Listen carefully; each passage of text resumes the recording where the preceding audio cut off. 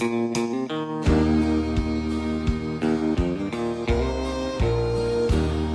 gonna hold on to Jesus, hold to the Lamb of Calvary. I'm gonna hold on to Jesus, and Jesus will hold on to me. In this troubled world we live in, nothing seems to make sense. Many looking for the way, searching to and fro. Sometimes this rope I'm holding seems to be slipping, but I'm gonna hold on tighter to the only hope I know. I'm gonna hold on to Jesus, hold to the Lamb of the land of Israel.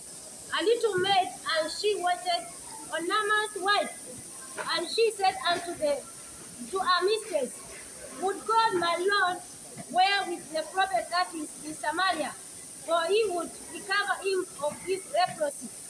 And one went in and told his Lord, saying, Thus says the maid that is of the land of Israel. And the king said unto him, Go, and I will send a letter unto the king of Israel. And he departed and took with him 10 talents of silver, 6,000 pieces of gold, and 10 changes of raiment. Bwana alibariki neno lake asubuhi ya leo. Bwana Yesu asifiwe. Hapa tunasoma ni Naaman. Naaman alikuwa anatembea na Mungu. Bwana Yesu asifiwe. Vile nakuwa anasema kwamba alikuwa ni mtu mwenye maarifa, na mtu ambaye alikuwa anatambulika, na mtu wa kuheshimika, kwa sababu wakati unaitwa komanda, mtu yeyote ambaye anaitwa komanda si wa mchezo. Bwana Yesu asifiwe. I remember when the commander of the army of Kenya died, kulikuwa na msukosuko. Praise the name of the living God. Amen. Because kuwa commander, it costs.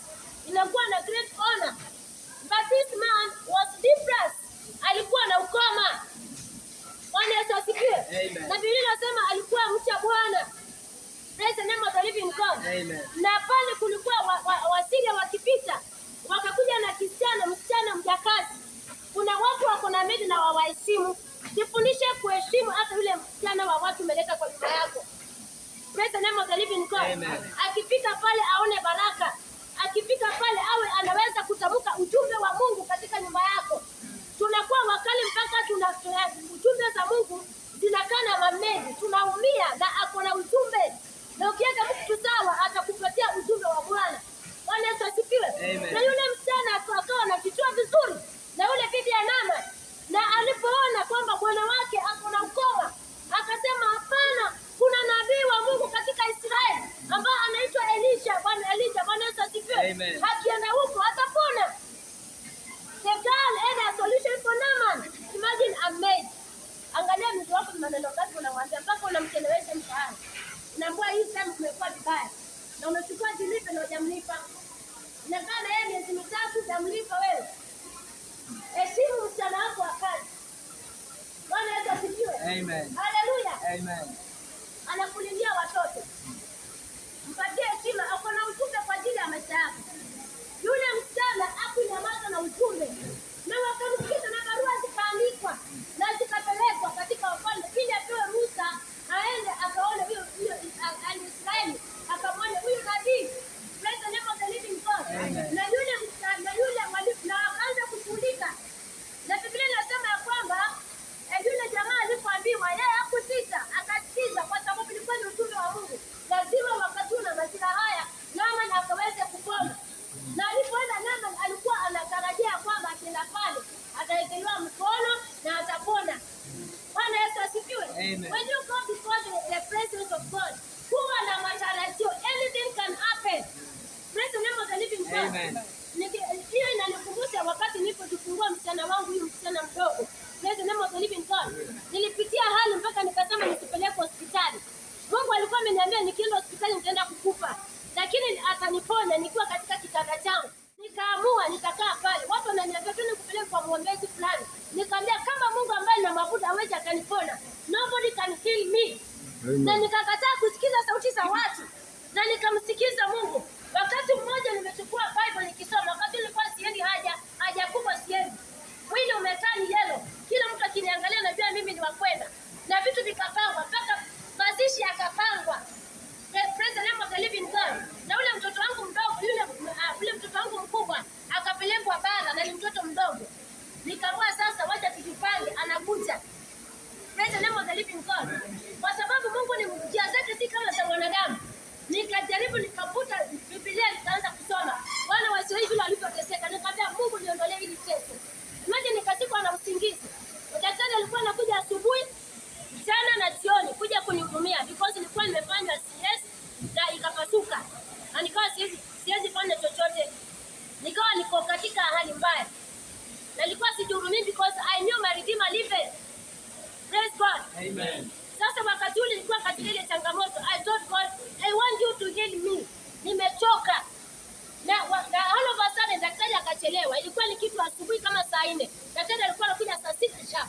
Nakuja nihudumie, anioshe, anidress, aende. Daktari akachelewa.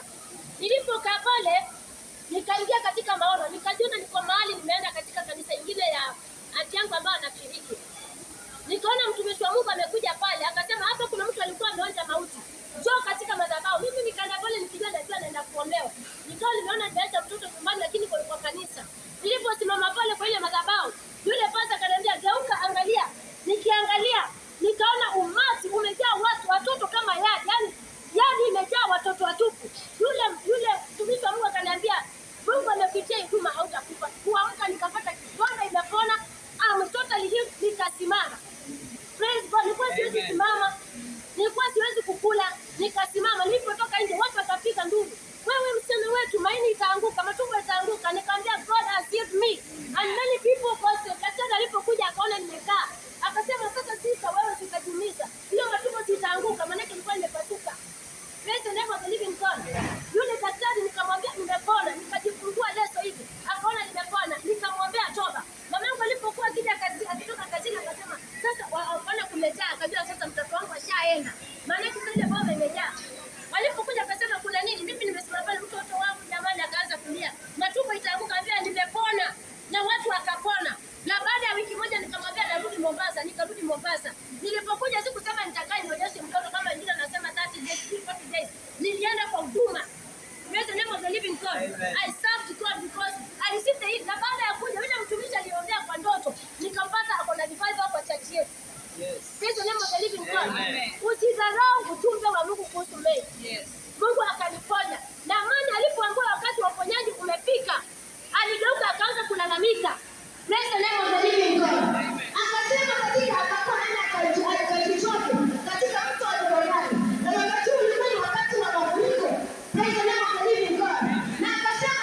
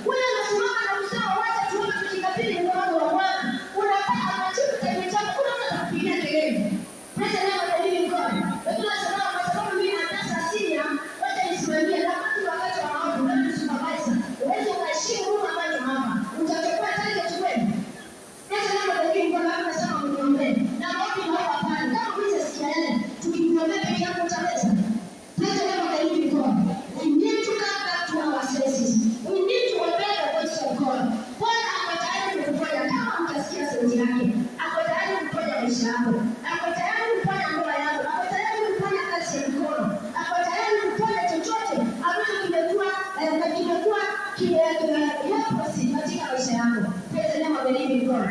Rudi katika misingi ya kuweza